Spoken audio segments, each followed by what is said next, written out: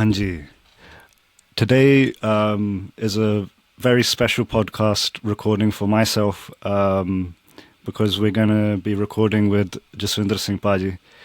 And the reason why, obviously, we're going to go through that during this recording, but I'm a very kind of secret fan of Paji and some of the seva that he's been doing. We're going to go through Paji's history with Vidya and Santhya. Then we're going to go through pre-colonial Sikhi, post-colonial Sikhi, how that's kind of influenced our lens and actually how we interpret a lot of our different granths and actually our perception of Sikhi. We want to kind of explore that a little bit further. And then a big section of this is actually going to be talking about Gurpratap Suraj Granth, and not even only that, but talking about Bhai Santokh Singh Ji. Welcome, Jaswinder Singh Paji. Sat Sri Akal. Fateh Bhai Parwan Karni. Yes, Jawand Singh. Yes, I remember you were telling me you commented on some of my videos, and actually it didn't click. You told me. I remember responding to them. Nishan Singh Ji had mentioned, and I think Pandit Yadwinder Singh Ji had mentioned some sections of the Upanishads. And you had created a video around one of the Upanishads of the famous Saki of Indra and Virochan, where they're talking about yes, and talking about the true self. And I loved that video, and yeah, we were just connecting on that.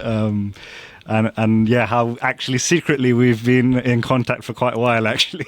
Yeah, it's funny because Sant Nishan Singh Ji, I think when the first time when I met him, I think the first thing that came out of my mind is Haji Pitaji, right? And ever since we've kind of had that relationship. He's very close to Sant Gyani Sher Singh Ji, Guruji, and then and from that point we met. I think it was about 2 years ago. Sant Baba Surjit Singh Ji Meron was in town, and he said he wanted to go see Santaji, and then he said, "Come with me, let's go." So we went over for prashada to Basant Paji's house, and then and then Guru Joban Paji, and then it was just long lost brothers meeting after a long time. Sanji always says I'm a secret Nahang Singh, Yes. showing that very close kind of relationship and actually that unique mindset as well. We were gone to somebody's house for prashada, and then Santaji told me, he goes, "Come, let's meet up there." So when we came there, and it was actually, I kind of felt bad for the family because he wasn't really interacting with the family. He just wanted to talk to me and somebody else who was with me. And then he says, "Man, Sajjan Nihang Singh hi hai." He goes, "I hang out with all the Nihang Singhs." Tanna Dal, Buddha Dal. He recalled a happening with you actually from the time of Sant Baba Santa Singh Ji, 96 Karodi, around when they had done, I think, something similar around. They got a lot of the Sampradas together, and yeah, I don't know. You probably remember it better than me. Yeah, Genji told me about that. It was what happened was in Kot Kapure, Sant Baba Santa Singh Ji Maharaj Jathedar Sahab 96 Karodi. He had a samagam in Kot Kapure, and he's always close to the Namtari Samprada. I think a few of the big people were his Gurupais. Learning some Vidya. And then what happened was, I think they forgot to send an invitation there. I don't know what happened. Somebody else was in charge, or anyways. So what happened was, from Bani Sahab, 5 Singhs came, and Santaji was part of them. They came sat where the shoes the Jodakar were. And then Babaji saw them, Namtari Singh, so he sent somebody, he's like, "Go call them. Why are they sitting there?" Right, and then Santaji came. He folded his hands. He said, "We were wondering if you were upset with us because you didn't call us." And he apologized. He's like, he apologized wholeheartedly. He says, "Yeah, I don't know why that happened, but we forgot to call you." But anyways, if it satkar kita, and then they had them sit, but they were always very close. Gyaniji was there too when that happened. Gyaniji's father, Baba Chanan Singh Ji Mahakal, they were there as well. Wow. Yeah, no, such a beautiful story. I think we was talking about, and I'll try to add the picture here, where in Pani Sahib there was the Nanak Naam Leva conference, Yes. and that is actually situated where the current Pratapna Mandir is. So anybody that watches the live streams from the YouTube channel, that building that was built on that spot. Right. And you will actually see a picture of all of the prominent Singhs from Tarnadal, Buddhadal had come to that conference. So, yeah, anybody that knows, obviously sometimes the online perception can deceive you, but anybody that goes either Pani Sahib or goes to the Dalpant, you will see a very ancient love there. Yes. Because actually, what a lot of people don't know is when you look at Guru Ram Singh Ji and their prominent subhas at the time, either they had come from the Nirmala Sampradaya or they had come directly from Buddhadal. Yes. Because a lot of the Singhs who associated with Buddhadal at the time, it was very common that they would be in a regiment of the Sikh Empire at the time. Right. So Guru Ram Singh Ji was part of the Nonehal regiment. And many of the Singhs there, for example, Bhai Kahan Singh Ji, Nihang Singh, even after, for example, colonial rule and the setup of the Kuka Leher, Sagarji would always actually say to keep the Nihang Singh name as part of their name. So Nihang Singh, as part of all the documents, is the Nihang Singh they never removed.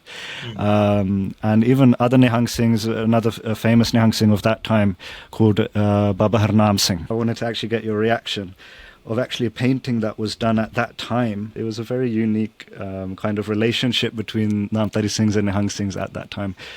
Most prominently because they were both very staunch about the concept within the Khalsa Panth of Go Ate Garib Di Raksha. Right. And because of, for example, when we look at Ugardanti Bani and the kind of emphasis Guru Gobind Singh Ji gives on the protection of cows. Yeah. So there was always this old kind of relationship that's quite strong there. I'll show you the picture really quickly. This is a painting done around that period. Obviously, I'll put a proper picture up afterwards. So that was painting down there. Oh, that's very nice. So yeah, but yeah, I guess moving on from that, what was your beginning in terms of this love that you now have with Vedantic Granths, your love for Gurbani, and in general, this love that you have? It began at home, basically. My parents, everybody in the house, my dadi, nana, nani, right? They were all. They all did part. They read a lot of Gurbani. They had a lot of Shraddha towards Sikhi. So it started from there, basically. Then Skarva Gurdwara came along, and then it opened up a new, passageway of Vidya. Started learning tabla there, and then, but it wasn't too prominent. It was, your regular stuff. And then Baba Inderjit Singh Ji comes there. Baba Inderjit Singh, he's known as the Rakbe Wali, but actually, I'll tell you the truth, we never really knew he was from Rakba till like now. And because he always used to say, I'm from Randave Kala. So, and then when we started hearing, when social media came out, Rakbe Wale, I'm like, who's Rakbe Wale? I saw the picture, I'm like, oh, it's Babaji. Yeah. So anyways, he came to Skarva Gurdwara because during that time, one of the Pradhans there, Sardar Govinda Singh Ji Randava, he was his nephew, so he brought him there. And then at that point, we didn't really know Babaji's, I guess, magnitude, or how great he actually was. It's like, okay, he's at the Gurdwara, he's this Gatha. So anyways, listening to his Gatha, it really pulled in, right? Listening to his Suj Prakash Granth and spending a lot of time with him. Eventually got to the point where he started, giving us Santya of Gurbani. And then he would talk, he really wanted to teach us Vedantic Granths, but we had no idea what they were at that time. So we didn't really have our own copies either. So he would sit there, he would speak, he would do in his room, he would do the Katha of the Granth, and we would just listen. And then what happened was that kind of built our foundation, where we couldn't even listen to any just regular Katha Vachik anymore, because we had the best of the best that we were spending time with. And anytime we would hear somebody's Katha, I was like, okay, heard that. Yeah, yeah. Good right? and a bad. Good and bad. Good Good and a and bad bad, thing. yeah. Yeah. Ignorance is bliss. He kind of gave us a bit of an ego. But anyways, regardless, but the reason why I'm saying that is because we were exposed to so much with Babaji. So and then fast forward, university hits, and then got busy there. Then I met Ustad Gyani Gurcharan Singh Ji, and then I started learning Pakhavaj from him because we're distantly related to Bhai Gurcharan Singh, Bhai Avtar Singh Ji. We come from the same family line, but generations kind of split apart.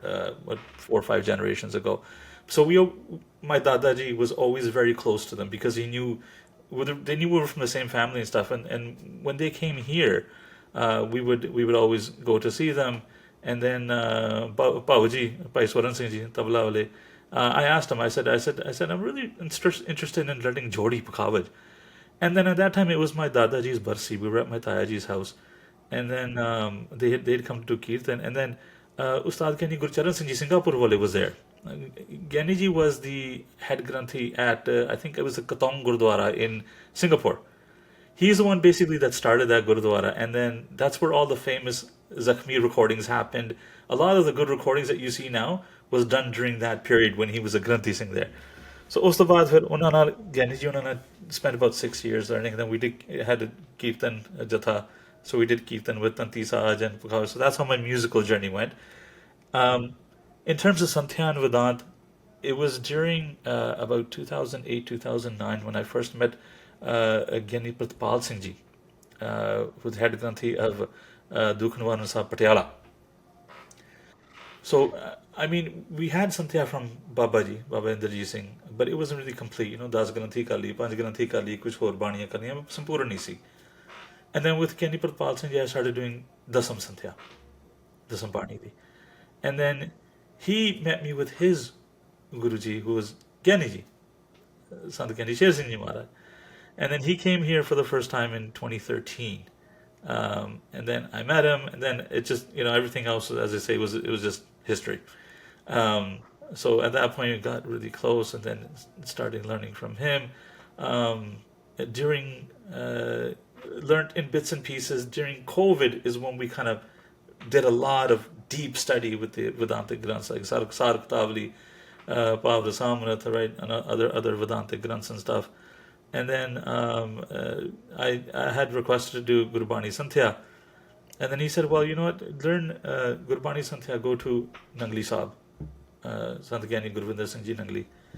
And then he said, do the Vedantic Granths with me because that will build your foundation, your understanding, and he'll work on your ucharan. So with the Sant Gyani Gurvinder Singh Ji Nangli, I was paired up with one of his students, Ustad Khadak Singh Ji. And I completed my Gurbani Santhya with him. Also, I was with Nihang Santhya, Ustad Jivanpal Singh Ji. I was with him for a long time. Um, we had done some Gurbani Santhya with him. Actually, the longest probably with him. We went to school together. Oh, very good. Yes. You let him know then. Yeah. Okay, wow, I didn't know there's a connection there as well. Brilliant. Okay, Tika. So as you can see, it's all scattered. I mean, it's not from one place, right? With Ustad Jivanpal Singh Ji, doing a lot of Ladiwar, Santhya and stuff. But because his schedule is quite tight, so I only got like a few days a week with him. Whereas with Ustad Khadak Singh Ji, it was quite fast. And during COVID, you had a lot of time, so I went through basically most of it. And then with Gyani Ji, going through Vedanta Granths, he just casually asked me one day. He said, "Well, are you doing Santhya with your kids?" I said, "Yes." At that time during COVID, we with the kids, we did their Nityanem Moharni, we did their Nityanem Santhya, and started going into other banis and started progressing to Panch Granthi, Das Granthi. He said, "Itihas suna rahe ho na? No, are you doing any history with them, Sikh Guru's history?" I said, "No."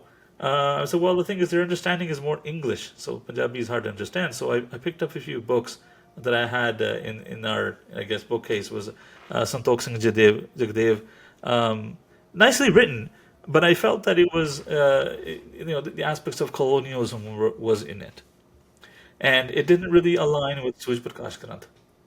Those that don't know this, these books that Baji is referring to are these famous books. You're gonna see them in most, especially in the UK and Canada. You're gonna see them in a lot of shelves. The famous ones that says bedtime stories. Yes. And yeah, and we was we was talking about actually what where are these actually coming from? What was his source material? And I think you was mentioning that that was kind of something that you had thought about as well, isn't it? That where is this material coming from? Yeah, and like I said, it's now one of the things. Now a friend of mine, Upkar Singh, I sent you a link on his article that he's looking at the perspectives of a frame of thought of looking at Gurbani. One of the things he mentions that we'll probably talk in depth on the later day about that. But one of the things he was talking about is that the post-colonial aspect of understanding Gurbani. One of the narratives that they gave was, this is the real Sikhi. Essentially, when you kind of deconstruct it, is what you basically get is basically just Protestant Christianity. And I mean, there's nothing wrong with that. But you have to understand is that their mindset was a little different than the Roman Catholicism. It's almost like as if we incorporated their style of thinking into ours. With there's no such thing as rituals. Iconography is bad. So we've come to this point where we've taken Sikhi and it's just kind of brought it to the core. We're only concerned about the core. You don't want the rules and rituals, rites and rituals. Anyways, there's different ideologies. I'm not going to criticize them, but it is what it is. So I felt like now, because when we were in Scarborough Gurdwara, right? So we would listen to Baba Inderjit Singh Suj Prakash Kanat. We spent 6-7 years. He did the full katha there. I think he did it twice, if I remember correctly, full katha. So we were aware of Kavi Santokh Singh Ji's interpretation of Guru Itihas, and we'll talk about that, I guess, later on in our podcast. So it didn't jive with me. Some of the things didn't. I mean, to kind of get the point across of what Guruji did and how he did it was fine for the kids. So then I was talking to Gandhiji. I said, Gandhiji, is there any other English material available that's most closely aligned to Kavi Santokh Singh Ji's Suj Prakashagan? And he thought about it. He goes, why don't you start writing it? I was like, what, me? He goes, yeah. He goes, I mean, you've done enough studies where you can do your artha on your own. He goes, I'm here. We'll do the translation, discuss it with me, and then go forward. So I said, okay, fine. At that time, it was I believe it was 2021, and I think it was the 300-400 sala. No, it was, I think, the 400 sala of Guru Tegh Bahadur Sahib Ji's Avtar Purab. Or the 350, I can't remember now. 400 sounds right. 400 sounds right. So he told me to start with Guru Tegh Bahadur Sahib Ji, and he was actually doing Guru Tegh Bahadur Ji's Gatha at that time too. So he was like, it'll be fresh in my mind, whatever you want to discuss. So we went from there, and then kind of followed around, did Dasme Pasha's history, and then we went backwards to Nanak Prakash Gandhi and completed it that way. And then therefore I was like, okay, well, you know what? I'm doing this with my kids. What do I want to do? I wanted other parents to be able to go on their phone and, talk to them one chapter a night with their kids before they go to sleep, or, after any time in the evening they sit together. So I set up the website, gurupurushottam.com. The reason why I called it Guru Purushottam is because obviously the Guru Purushottam is Guru Nanak Dev Ji, right? The Guru Ans, as we call in the Vedantic terms. Guru Purushottam is the Guru Ans of Akal Purkh, which is above Maya, the one that basically taught everything, taught Vishnu how to create, taught Shiva how to destroy, taught fire how to burn. If you look at history, every time Eeshvar's avatar came to earth, whether it be Ramchandraji, whether it be Krishna, they also had to have a guru who was connected to the Adi Guru Pranali that passed down from the Guru ones to Shiva, to Vyas or Kapal or Kashyap. They would take a guru like Krishnji had Sandeepanji. Ramchandra ji had Vishwamitra ji and Visheshta ji, right, who were basically part of that Pranali. Now, Kaljug, the para was so strong, it was so fierce that the Guru once had to come himself. There's this like famous recording of Sant Hari Singh Ji, Randawe Wale, where he's gone somewhere and they've booked him to do katha. And they said, and also do not talk about Krishan Ji, do not talk about Ramchandra Ji. Ramchandra ji, yeah. This Abrahamic kind of thinking that has creeped into the way we actually deconstruct our own history and Right. our own scripture. Where do you think that's come from? We kind of fell into the trap of trying to impressing the authorities. Oh, look! See, we're kind of following the same mindset. I'm just like you, and they kind of did it. Oh, okay. Guru Nanak Dev Ji was a missionary. He went from, he went from land to land converting people. Yeah, we love that. Right. So, and we kind of said no, we don't like rituals. We reject all that. We don't, which is fine. But they kind of made it into how can we look similar? And I think that whole mindset. I mean, if you look at I don't want to criticize now again the SGPC Perava, but if you look at it and if you look at our old paintings of Guru Sahibs and what the Bana was, the blue Kamar Kasa, right, or the chola, the damala, right, which comes in the Rat Maryada, right. The current SGPC doesn't have those elements at all. The bunga dastar, right. We've kind of fallen to the whole nice groomed version of the dastar, and I've even heard it was a Frenchman that kind of helped them shape the dastar for the British Army that we current tie now. But anyways, I think on a scholarly level, it was because they wanted to align more with the ideology of the British. Now, as you can see with the Protestants, what they didn't like was where it kind of originated from was a lot of rejecting the authority of the Pope from Roman Catholicism. They didn't believe in one higher person that can be, your midway between you and God. They didn't like the whole, it's necessary to go to church every Sunday. Again, the divorce issue. And they didn't like iconography. Like if you notice the Roman Catholic, they have a lot of saints and they have a lot of icons. They kind of rejected that notion. And then we kind of fell in this whole thing too. Yes, we don't do Murti Puja because when you look, but the thing is, when you look at Vedant actually rejects Murti Puja too. If you look at the Upanishads, Vedant actually says that Eeshvar, Vishnu, Brahma, and Vishnu is just mithya, right? When you look at it in its core sense, right? It only talks about the Brahm, right? And anything that's moving is part of Maya. Anything that has Icha, anything that has time is Maya. And because Eeshvar, although it's a reflection of Brahm within Maya, who know themselves, is still mithya. Right? So, I mean, it's the same concept that Guru Sahib brought out, saying, yeah, they're there, but they're also part of Maya. You are to connect to the Brahm. But at the same time, Sargun Bhakti, which is the Bhakti of Brahm within Mayas, like the form of Brahm within Maya, which is Eeshwar, whoever you want to call him, is still accepted. And you can see that with many Shabads within Guru Granth Sahib Ji. Nirgun Bhakti is also accepted. Sargun Bhakti is also accepted. Right? But we kind of built this whole black and white concept of this is wrong, this is right. This is where we went wrong. And that's actually a statement I am going to say. We did go wrong there. Because when you started to segregate people based on their ideology, now this no longer is Sikhi. Because when you look at Sikhi, you had Udasi Sads. You had Jatatari Udasi Sads with dreadlocks, right? You had Nirmale Sant. You had Seva Panthis. Now, Seva Panthis were the people who did not differentiate between even enemy and foe, enemy and friend, right? They were like, oh, our job is to do Seva. Now, there's some drishti, right? And there's some vichar. Guru Sahib wanted to say, okay, some vichar is good, but your some drishti, that's fine. On a general is not good, but you're doing it, that's fine. All the power to you.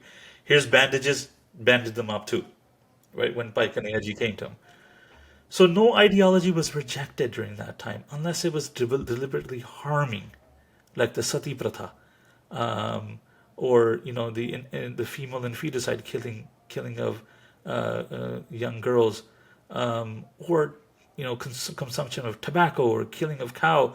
The cow being our basically our rock to agriculture and the very livelihood of society. If we took that same concept and thought about it in today's world, Guru Nanak Pasha ji would be powering us for a lot of the things even we're doing. I Oh don't yeah. think we're outside of that. It's not okay. There were the Hindus and there were the Muslims, and we're this unprotected class that Guru Nanak Pasha won't say anything to us. I think it's actually the complete opposite. That actually we would be first on the chopping board of what are you actually doing. So I think it kind of highlights that in terms of this extremes in ideology. I think we read it every day. Sacha Pasha says, "Cha kar, cha gur, cha updes, gur gur eko, ves anek." I think this core concept which Sacha Pasha ji is saying here, I think we read it and forget about it. But actually, if we open that up, what this actually means is anything that we're seeing, we have to realize that this is from our Guru also.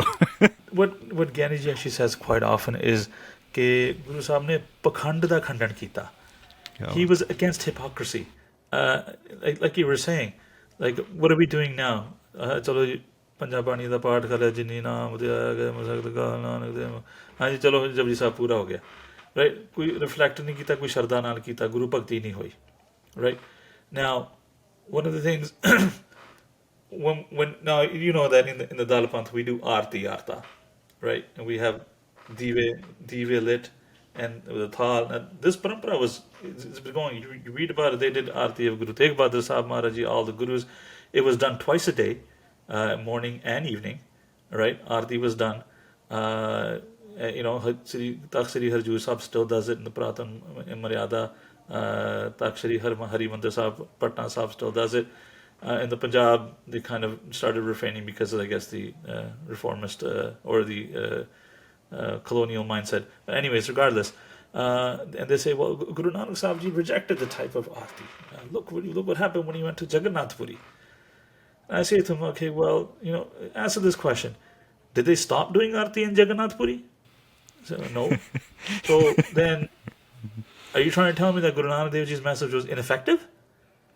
Right? And then they start thinking about it. Then they, okay, well, Guru Sahib went to Makkah, and then Jivan, who basically, took Guru Sahib's feet that were facing towards the Kaaba, and he threw them to the side. And the message that he gave was basically that Allah is everywhere, and you're concentrating on one particular point. Well, did the Muslims stop doing that then? Is my question. Do Muslims still pray towards Mecca? They do. So then, what is that Guru Sahib said to them?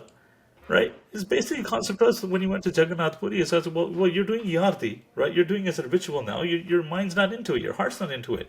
If that's the case, the sun and moon are already doing the Yarti of Akalpur, right? And the wind is doing the jor, right? Every naad ringing in every body is the kanti, is the tal, right? So what's that? How's that different from anything what you're doing, right? There's no sharda in what you're doing. If you want to do something, do with sharda. You're going to do sargam bhakti, do it properly. And with the Muslims, right, with the Islam, you want to do your namaz, and you should be doing it with the heart. Don't just do an empty ritual where just your body's going up and down. You're thinking about, your horses being sold. Exactly. I think it's in many books around the destruction of culture. There's like three main things that are destroyed. They say first, it starts, like you're saying, it starts with your practices. That's the first thing that's going to be taken away from you. The second thing that will be taken away from you is your language. And the third thing that will be taken away from you is your food or the type of food that you prepare.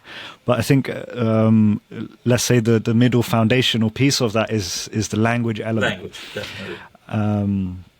And maybe if we can open that up a little bit. It's an excellent point, actually. That's probably the core of everything now.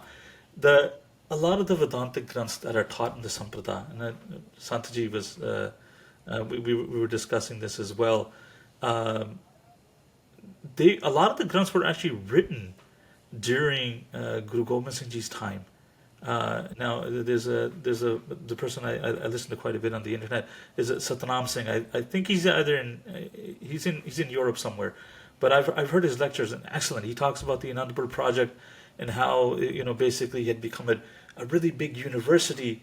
While Guru Sahib was there with Guru Sahib with his 52 poets, an immense number of translators who just translated all the Mahabharata was translated, right? The Ramcharitamanas was translated, or Hanuman Natak. Hanuman Natak was translated, right? And a lot of the Vedanta concepts. Now, a lot of the Chanakya Granth was actually written right in front of Guru Sahib. I believe it's Kavi Senapat, I think it is. I could be wrong, but I think it's Kavi Senapat, who translated the Chanakya Niti into Chanakya Granth. Now, if you understand the language that he uses, it's basically the same language used in Gurbani. And the same concepts too.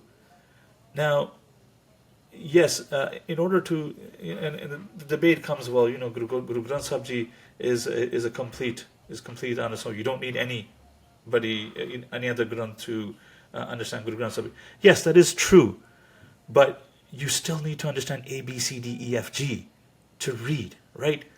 And if that's a concept, then you need Bhai Gurdas Ji's Vara to understand what Parman is pointing at which particular concept in Guru Granth Sahib Ji. And even that, Bhai Gurdas Ji does not list the Parmans.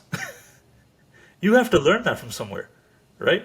It's six types of Parman, right? Anuplabdi, Anupamana Parman, right? Shabda Parman, Pratak Parman, right? You're going to have to learn that from somewhere.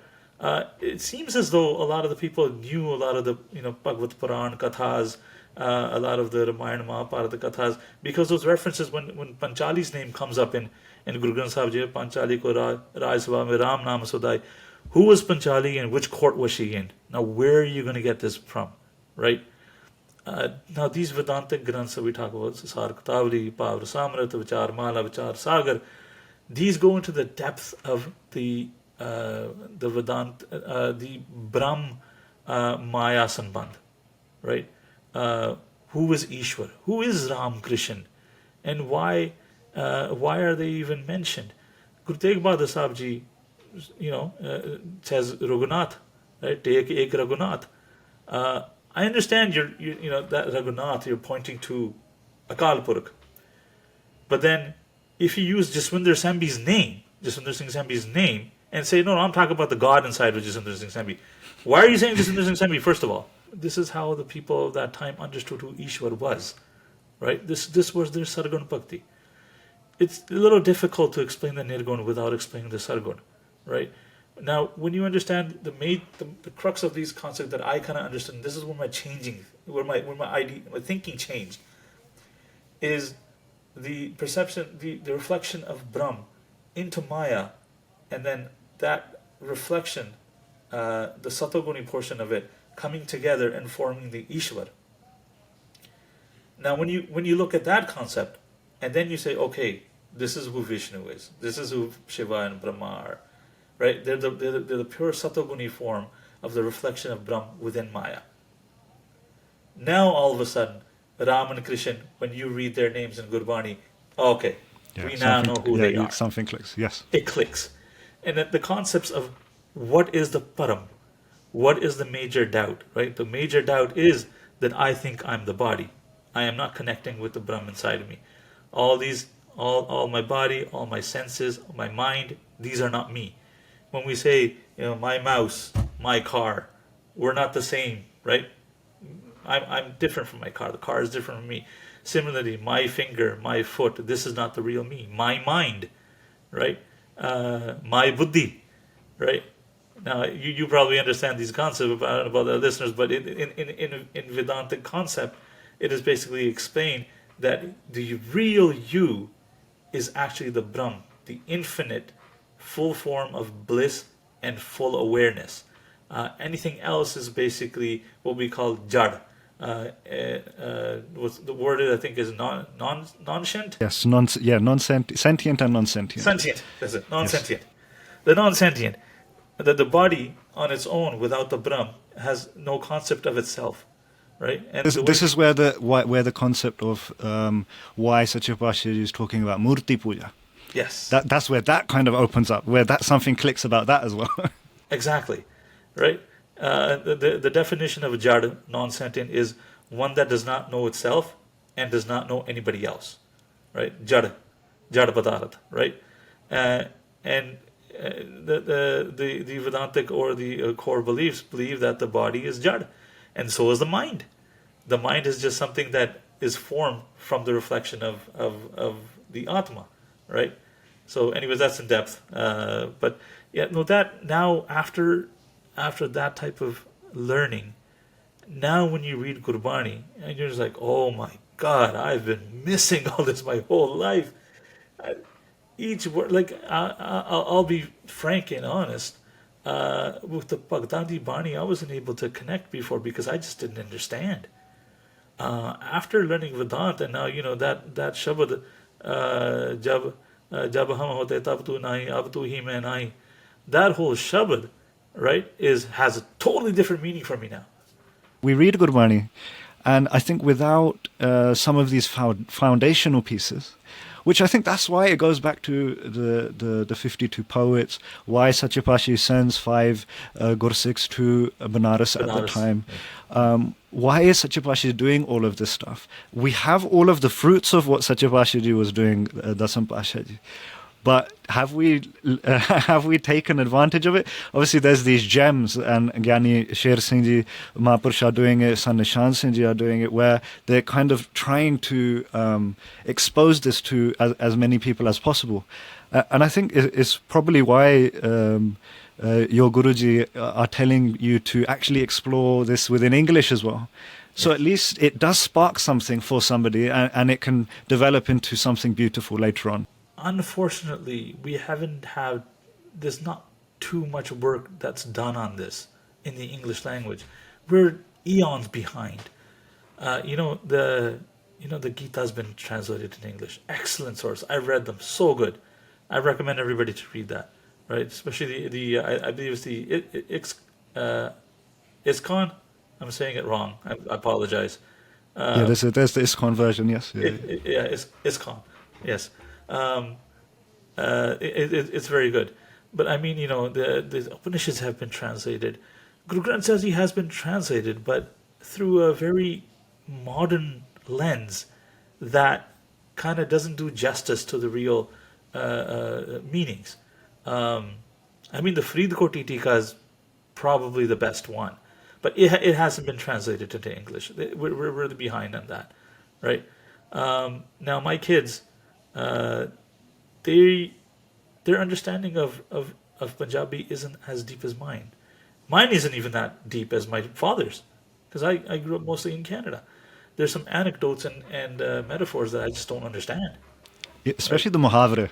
Oh, Gandhiji has tons of those, man. And sometimes I have to really like think hard of what he's talking about. Like what was one he did?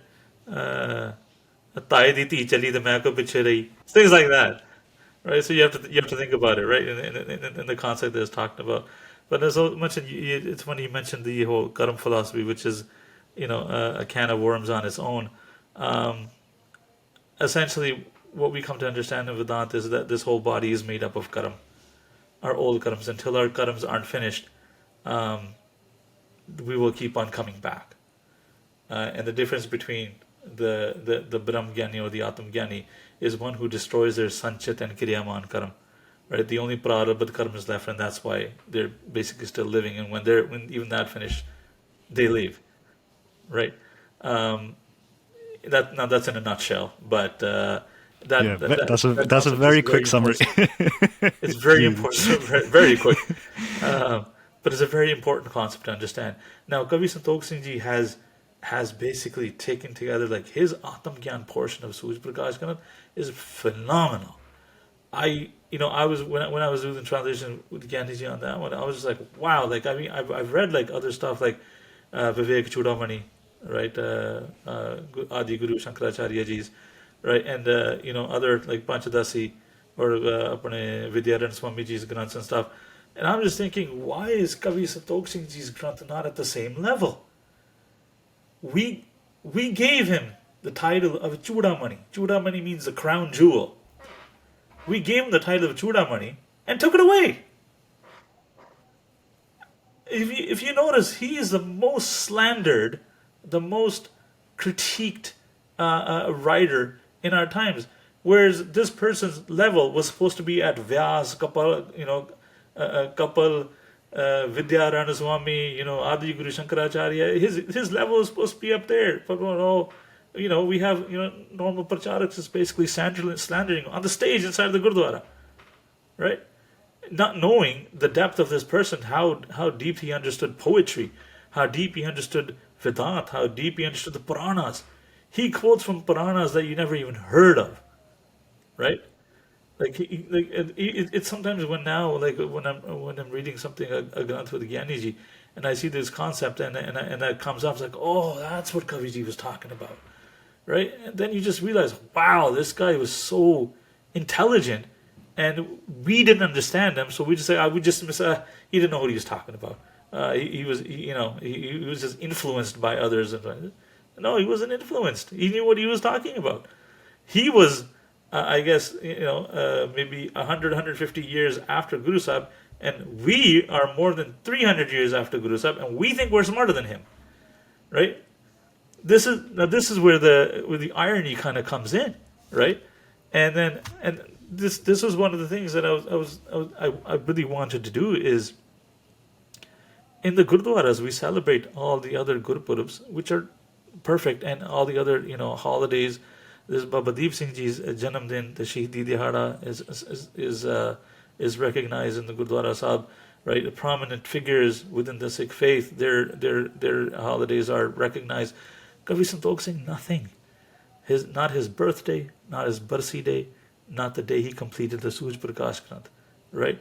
And this is my request to all the Gurdwaras around the world is, please in your calendar reserve October 8th as his birthday. He was born in 1787, and then his death was October 19th, 1843, which was basically only 2 months after he completed the Suj Prakash Granth.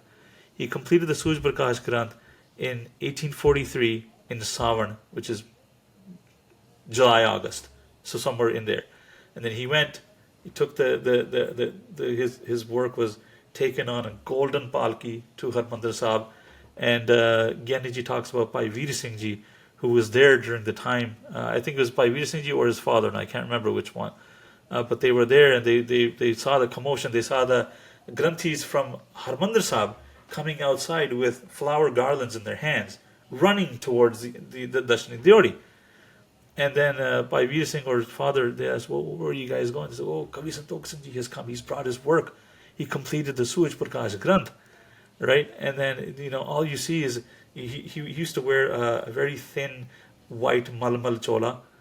He used to have a 10-foot teg with him, and a very simple dastar. And he came and he basically took his dadi and he wiped the feet of the Granthi Singhs there. And they celebrated him. They put a har around his neck, and he brought his work was brought in a golden palki. And this was what we understood at that time. And every Gurdwara since then started doing the katha, the Guru Itihas of his Granth. And all of a sudden, come colonialism, we start critiquing it. Right? Now this is the thing, and as with Kavi Santokh Singh, we don't know how big of a person he was. And this is the person who wrote the Amar Kosh, right? The dictionary of Sanskrit, right? And he defined that it's still taught in Banaras University, right? They're reading our stuff. We're slandering him. Yeah. The reason why we're kind of going towards a disconnect is because we've forgotten the old ways. And Kavi Santokh Singh Ji does represent that era. And we're detaching ourselves from his writings and, his gyan. And exactly like what we shared, it was the comment here, oh, but this is not allowed in Sikhi. It's okay, well, is this the version of Sikhi that you were told by your parents, or the version of Sikhi you were told by your Jathebandi? Because when we read the Puratan Granths, there's a whole different scenario that we're looking at with Sikhi. When Sant Indrajit Singh Ji came, and something that struck for me, is they said, obviously they said in Punjabi, if you walk on this path of Sikhi. So they, even that within the way they would, in the way they've structured that sentence, they didn't make Sikhi a group. Sikhi is a path. And on that path, if you haven't got a good understanding of non-dualism, then you have not walked on that path. And I think only by actually getting a foundational knowledge of what that means, I think then that's going to actually open up our minds to what Bhai Santokh Singh Ji was doing. Because for them it came naturally, because they had that lineage of where they had come from. Like you're saying, it's not a long, it wasn't a massive step from where they could have actually still met people that had done darshan. Yes. It was the Gyaniyan di Samprada. That we got. I mean, the term coined later on, but the lineage was basically started by Mani Singh Ji, and then now when I read by Mani Singh Ji's Janam Sakhi of Guru Nanak Dev Ji, I mean it's pure Vedant, it's pure Advaita Vedant, and he literally like uses the same. He even uses the same examples that we read in Vedant, right? When he's explaining Asadivar, he's explaining some other shabas that Guru Nanak Dev Ji sung, and he's using the exact same analogy, and you can see how Gurbani is pointing towards him. Yes, I think something that relates to that actually of Bhai Santokh Singh Ji's kind of the way they would reference things. I think something that's attributed to Bhai Santokh Singh Ji is obviously the Garbhaganjani Tika as well. And I think you see that in there as well in terms of how he talks about the holding up of the mirror. And he gives, I think Jawand Singh posted a video around this where Satyapashi is talking with the Siddhs, and the Siddhs are saying that, okay, we've understood, like Satyapashi Ji had explained the Mool Mantra to them, but from that pure understanding, where do we go from here? How do we actually start seeing that? How do we experience this? And Sadhguruji says, without a mirror, can you see your own reflection? Right. And they say, no, without a reflection, we wouldn't even know what we look like. And in the Garbhaganjani Tika, Bhai Santokh Singh Ji beautifully writes that the Guru is like the mirror. The Guru is a mirror, yeah. who holds up the mirror to show your true self. And that's pure Vedant. A lot of the Granths that we do read are generally a conversation between the Guru and the Shish. Which is, we look at Vichar Mala, we look at Vichar Sagar, right? It's, even that Sakhi about Virochan in the questions. Sar Kutavli as well. All right. So it's basically the student asking the Guru, right? Oh, this is what I want to do, who myself is, right? So now Kavi Santokh Singh understanding this concept highlights that in the Garbhaganjani, which is funny. Now, what we're talking about is this knowledge being accessible to everybody. This was the main, I don't want to say the difference, but the evolving factor of what Sikhi had become. This Gyan of Vedants, right? The Gyan of Vedant was not accessible to all castes. Either they were not eligible, or there was discrimination.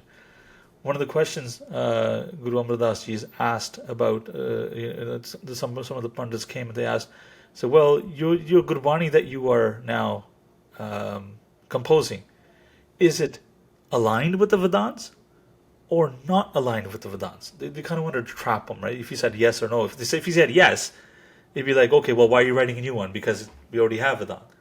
And if you're saying no, then we become his enemies. So Guru Amar Das Ji answers their question in a very, it was basically a fact. He says, well, why does it rain? Why do clouds come with the rain? Isn't there water under the land? But the problem is, to get the water under the land, you need to dig a well first. And that water is only going to, reach just a little portion of fields. Whereas when the clouds come, they have a broader range of what they give water to, right? And they don't discriminate. So you basically said that, in order for us to understand Vedant, we first need to understand grammar, right? So Vyakaran. Then you have the Vedangs, right? Jyotish, Pingal, right? Nirukata. You need to understand all those Vedangs, right? And then you have to understand so many other things, and then you get to read the Vedas. So there's a whole years of training before you actually get to the real stuff. Whereas Gurbani is already the cream, and it's in what they call pasha. It's in a regular language that everybody can understand. Now it doesn't matter if you're Shudra or Brahmin, you will understand, right? What it's talking about. It's simple, simple concept defined. That's why it's called the cream of everything, of all the gyan. Now, one thing I do want to point out is before we get labeled, preaching Vedant, or people who are trying to convert Sikhi into Vedantic religion, is that when we talk about the Veds and Shastras, we need to stop looking at them as scriptures the Hindus follow, or the scriptures Sanatanis or RSS follows, or somebody from India in general follows. The Veds were knowledge, right? That's why they're known as the breath of Hari, the breath of Narayan, right? The Veds are the breath of Narayan, which Brahma wrote down. And then when Brahma wrote it down, he said it to Shiva, and then when Shiva heard it, he took out two Sud Akshar, right? Right? Two Akshar Kade, and what were them? Rama. He said Ram.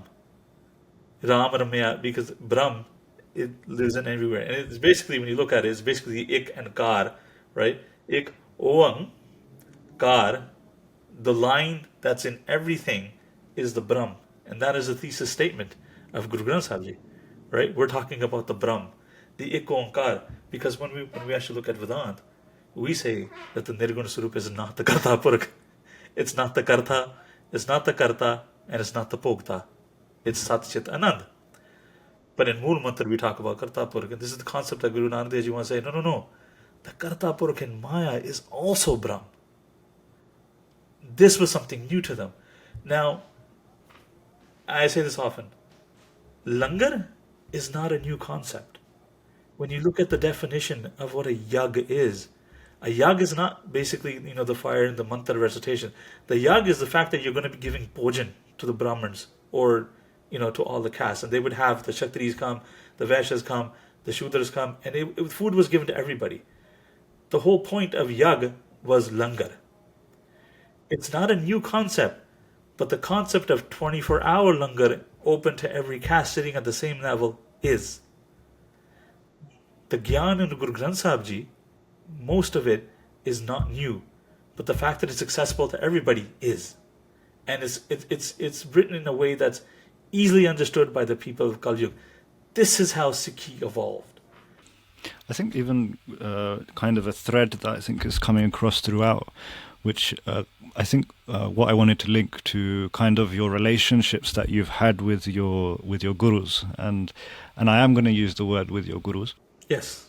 Where does this come from, and how does that fit within our understanding of the Guru, and how do we understand that in a way that, obviously not to offend anybody, because like I was saying, one thing I don't want anybody to misconstrue me on or misunderstand me is there is the Guru Purushottam, there's Guru Nanak Pasha Ji, where nothing is equal, and this is the jyot that has gone through all of the Gurus, that has revealed Guru Bani for us, that we still love and respect to today, but also this other relationship which a Sikh had with their Guru, which was a very personal relationship. How do we reconcile these two concepts? Now you've really opened up a can of worms, and let's see, where do we begin? Oh my God. Okay, so let's do the easy one first. Ustad versus Guru. The word Ustad was around there. It comes in Gurbani. But when you look at Ustad, right, there's also Peer. We didn't use those words. We use the word Guru because it represents both, right? Now, one thing, you can call your teacher Ustad, but that's the Farsi word. So the equivalent of that is Guru, right? Guru is a teacher. Now, the Satguru, is basically the Eeshvar that we're talking about, the Eeshvar Koti da Guru, right? The Brahm Jot that we're talking about. One of the things that Gyaniji also says, and I heard Baba Indrajit Singh and a lot of other prominent scholars say, is Guru de Tari nahi hunda, Guru de Tardaya. Which basically means the Guru is not the one, the body. The Guru takes on a body and Yes. comes. Exactly. I Now- think that's definitely an important stipulation. Anything in Maya has a Sargun Sarup. The Guru comes in various ways. To use the Guru, now remember, now if you look at Protestantism, is that they wanted to disassociate themselves with the Pope. Now the concept they wanted to dissociate themselves was a prominent figure leading your life in any way, right? So now this is how we kind of come to the whole thing. Whereas Niji kisi ho raha ke matha hi nahi tekna. बस ਅਸੀਂ ਤਾਂ ਸਿਰਫ ਗੁਰੂ ਗ੍ਰੰਥ ਸਾਹਿਬ ਜੀ ਅੱਗੇ ਝੁਕਦੇ ਹਾਂ. The writings that Guru Gobind Singh Ji said, right, ਕਿਸੇ ਅੱਗੇ ਨਹੀਂ ਝੁਕਣਾ basically means with tyranny, right, with oppression. We're not going to bow to oppression. But then, when you look at Suri Prakash Granth, Guru Nanak Dev Ji is bowing to his mother and father. Gyani Ji he's always stressing this, and I remember he telling me, he's like, he asked me, he's like, do you touch your parents' feet? I'm like, no. He goes, okay, you need to start. And I'm just like, oh, that was quite awkward. I didn't do it when I started doing it, I think my parents were a little awkward too, then they got used to it. But he was like, no, you want to learn from me, you got to do this. And you got to teach your kids how to do this too. He goes, this is our core tradition. If we lose this, then who are we? There's many lines in Gurbani and Pai Gurdas Ji's Wars as well. Jodi se Guru Sikhra so niv niv lag Pai Ji. But now we're kind of coming with our stringent policy saying, no, we're not going to bow to anybody except Guru Granth Sahib Ji, which is fine, right? But then now people go so far as saying Dasam Guru Granth Sahib Ji ne matha nahi tekna, Sarab Guru Granth Sahib Ji matha nahi tekna, Sirf Aad Guru Granth Sahib matha tekna. Okay, wo bhi to Gurbani hai, right? Unho respect nahi deni, right? So this is where it's coming from, that portion. Now, when we look at history on who the Guru was, yes, the Das Pachaiyan were the ultimate Eeshvar Guru, Vadi Gadi. But there were times where Guru Sahib would send them to other Sahibzadas. Now, when I say other Sahibzadas, you've 4 Sahibzade Guru Sahib de, but the other children of Guru Nanak Dev Ji de Santan, Guru Angad Dev Ji's descendants, Guru Amar Das Ji's descendants, right? Guru Ram Das Ji's descendants were obviously also again part of the Guru lineage. But they were also referred to as gurus. Because they taught, and they had 6. Baba Buddha Ji had his own 6. He gave them his Charanamrit. Right? They were his 6. There's a Brahmagani. Obviously, it's all coming from the Gurta Gandhi with Bhai Gurdas Ji. When he went to Banaras, there was a time where he was sent to Kabul to buy horses for Guru Hargobind Sahib Ji, and then he took money from them, and then when he opened up the money to pay the person, they were just like clay chips or something. And then he didn't want to talk to them. He just kind of took off. He ran away from there. He breaks a hole in the tent and he legs it. And then he has many debates with the Pandits in Banaras.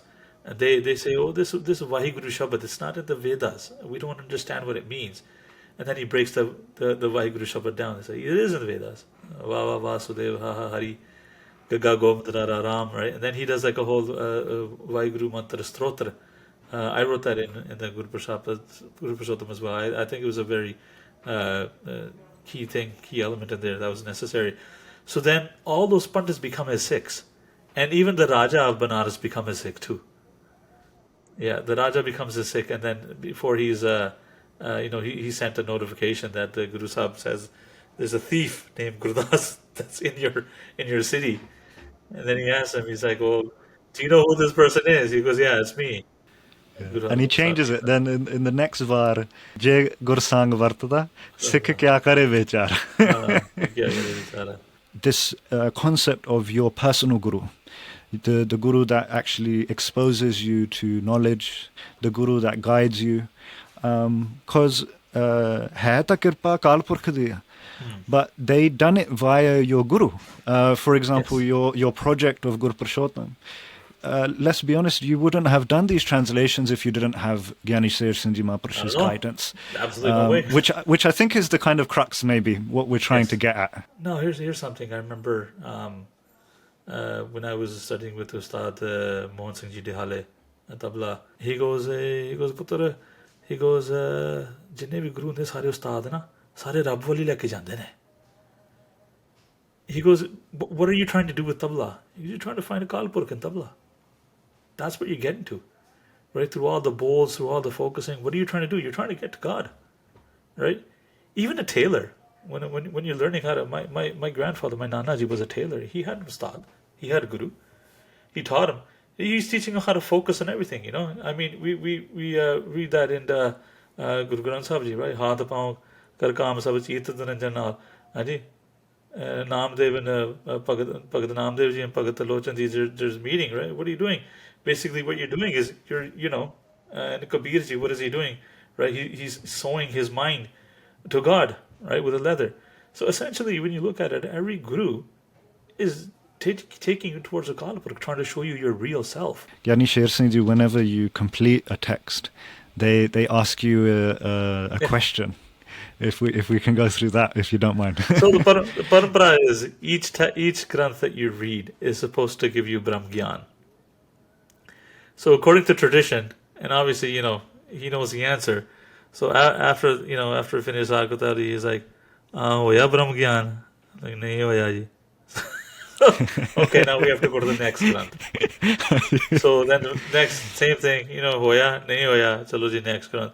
So this whole concept of kind of, and the granths get harder and harder on each level that you go, is only because, now, if you understand Vichara Sagar is where you had the three brothers that go to the Guru, right? The first brother is the Uttamadhikari, the good one, and the Madhyamadhikari, who kind of good, kind of bad. Then you have the Kanishtadhikari, who is really full of doubts, right? And this guy's Gatha is the longest in Vichara Sagar. The Guru has to keep talking to him because he comes up with one thing after another.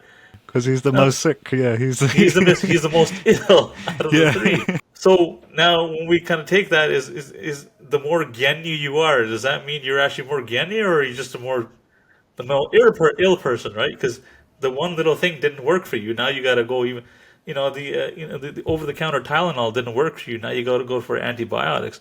The antibiotics didn't work. Now you got to go for an intravenous now. You got to go to the hospital, man. You said one thing that you've gotten through all of the things that Gyaniji has exposed you to, and a kind of a profound thought that you mentioned was about langar. The point of, charitable donation, the point of feeding the world is the main concept of Suj Prakash Granth, of Guru Sahib. In the beginning, like in the Nanak Prakash Granth, Guru Nanak Dev Ji, what does he do as a kid? He takes things from his home and just gives it to random poor people on the road. Any beggar coming, Chandi, the silver tray, he's giving that. A golden jewelry he gives away. Food he's taking from people and giving that away. And then, his father's getting mad at him. God, you're basically looting the whole house, right? And then the Modi Khana, he opens up to everybody. And he just basically, he's trying to get everybody to understand that you're going to receive what you're going to receive, right? But your whole concept is you should be giving and feeding the whole world. And this is the number one thing that I learned is all the gurus, what they do, the main thing is langar.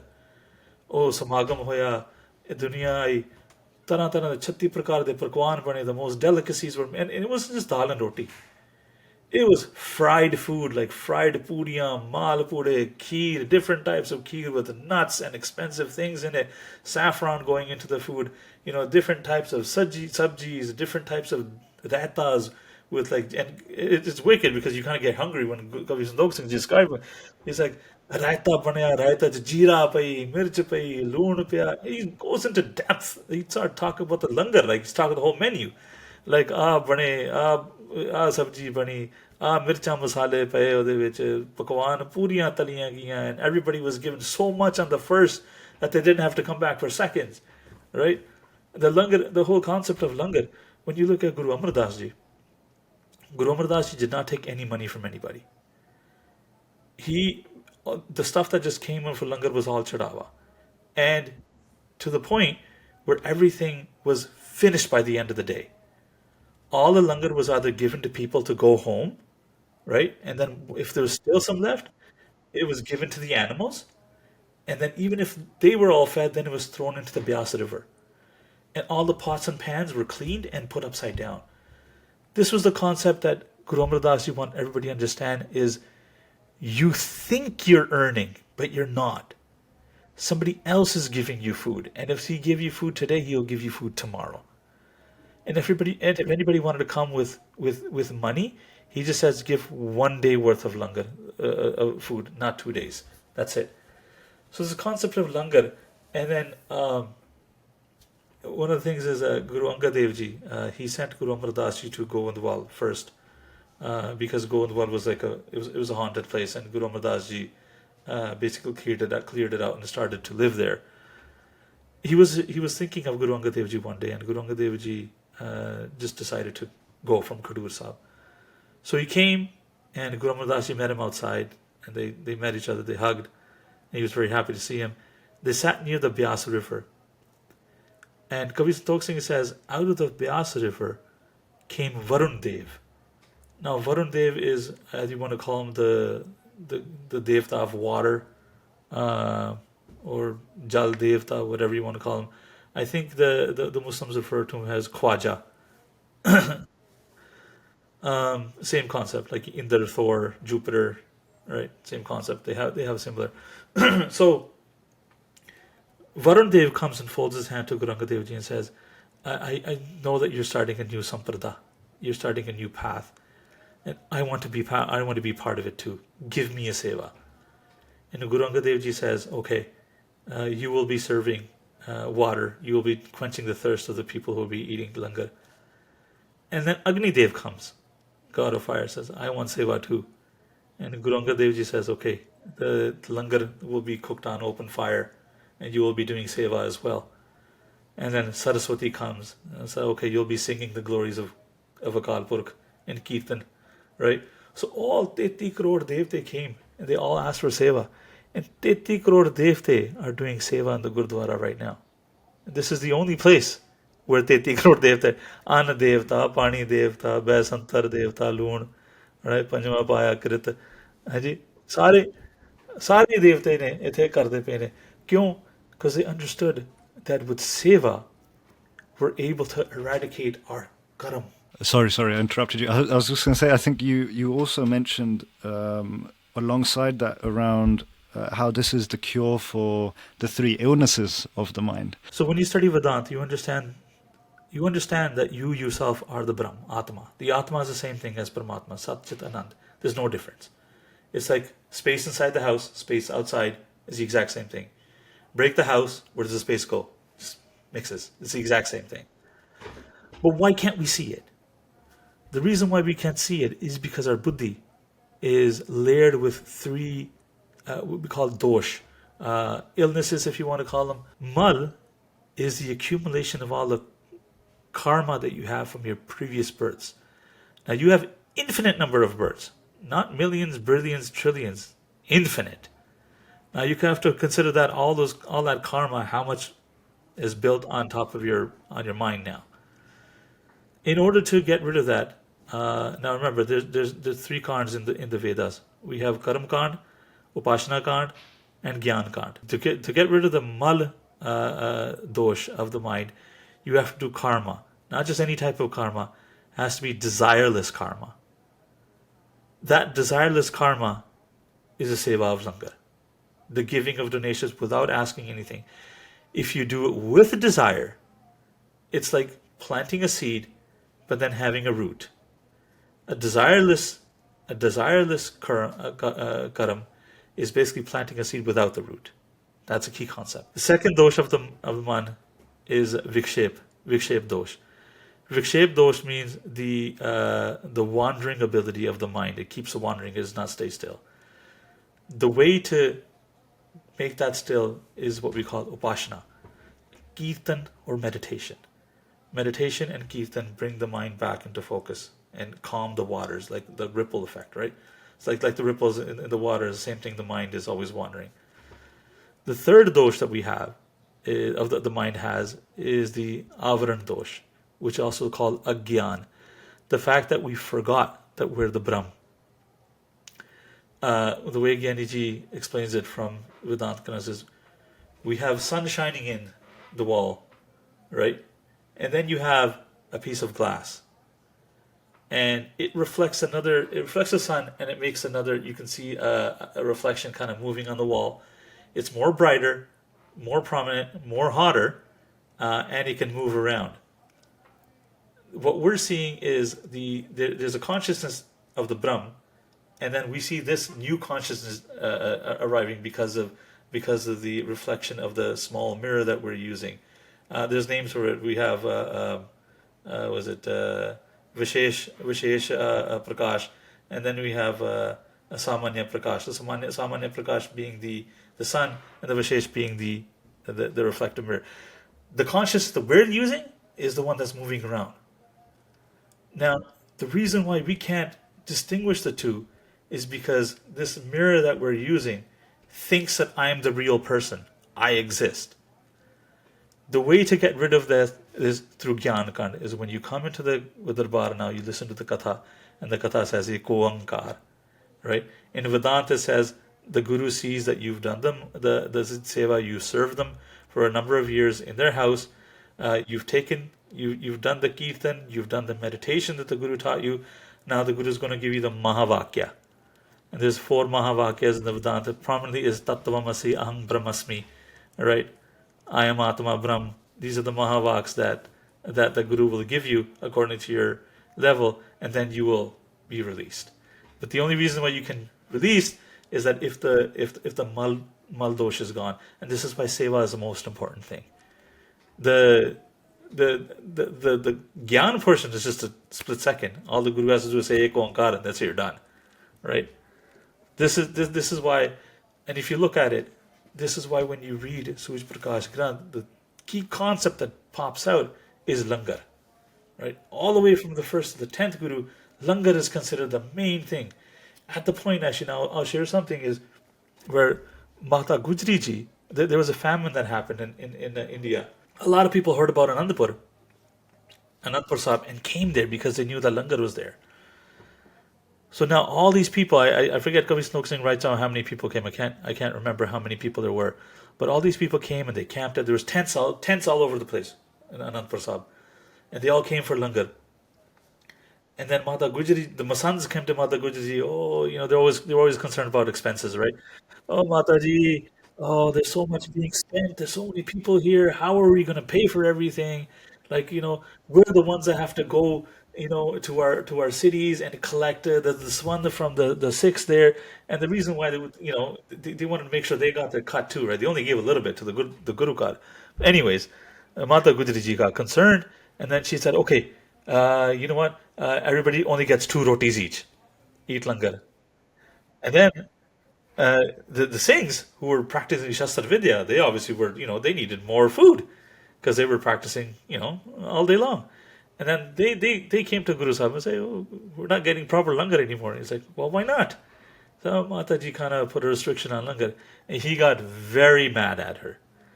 He got so mad to the point where Kavi Santokh Singh says he called her Ujri, because you tried to stop the langar of Guru Nanak Dev Ji. He goes, there's absolutely no restrictions on langar. Anybody can come. And I know when you go to the Gurdwara now, sometimes you see a sign saying, Etho langar le jana mana hai. That's actually anti-Gurmat.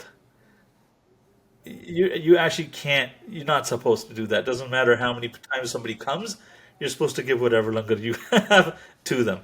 But anyways, yeah. So if you look at it, that one concept of langar just pops out as Suj Prakash Granth. That's the main thing I took out of it. Beautiful, beautiful. We have the Gurpurshottam website where people can access the translations of the Gurpratap Suraj Granth that you have done. But yeah, anything that you would like to share, any of your future kind of endeavors, your projects? We're not reading our history, where we come from. Pant Prakash is a very important text, knowing where we came from. So I'm currently working on that now. I I hope one day if I can get a good team ready of like-minded people who are ready, that we can translate the Faridkoti Tika into English. I think that would probably, you know, I mean, you go to Indigo, you go to Chapters, or I don't know what's in UK, but I guess some bookstore like that. But you see all these other granths have been translated in English, and nothing in terms of like Kavi, Santokh, Singh or Guru Granth Sahib Ji that is at that level where people can actually kind of relate to or can find a real prominent knowledge step by step.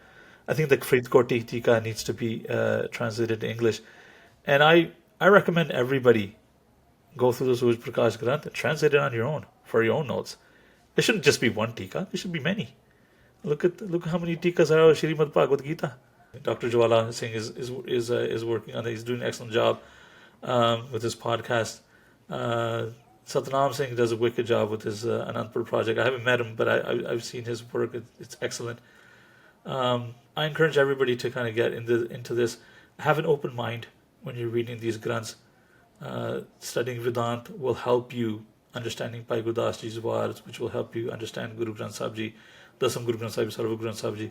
I remember when we were young, many families used to have those encyclopedia sets in their homes, the Britannica or Collier's. My vision was to have Guru Purushottam be designed in such a way where every Sikh home has a set of the Guru Purushottam Granth. It's a really huge Granth. It's almost 5 Guru Granth Sahib Ji's long.